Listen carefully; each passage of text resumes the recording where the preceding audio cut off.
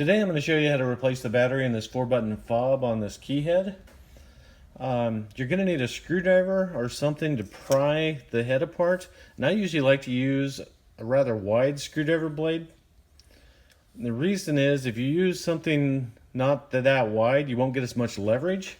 And it's a lot easier for it to tear up the plastic housing where it looks like someone has done that before here. You can kind of see the marks there. If you use a narrow screwdriver, it'll just twist in there and not actually pry it apart, and you can mess up the housing a little bit. So I'm going to use this. We're just going to wedge that in there and twist it, pry that open. I'm going to take the back cover off. We've got a rubber seal under that. And there's our battery. It's a CR2032. You'll notice you need to pay attention to which side is up or which side is down when you take a battery out. Now you can see the writing where it says CR2032 on this. So we're going to make note of that so we know which way to face the battery. Battery removes like that. There's contact points down in it.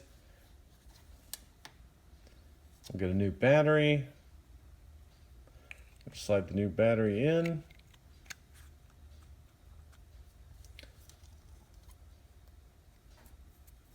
Put the rubber seal back on.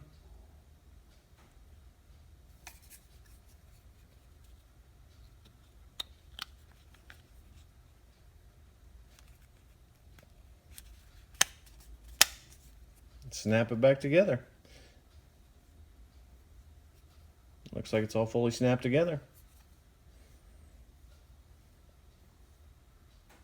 If you found this video helpful, please click the like button down below, share us on Facebook or Twitter, and as always, have a great week.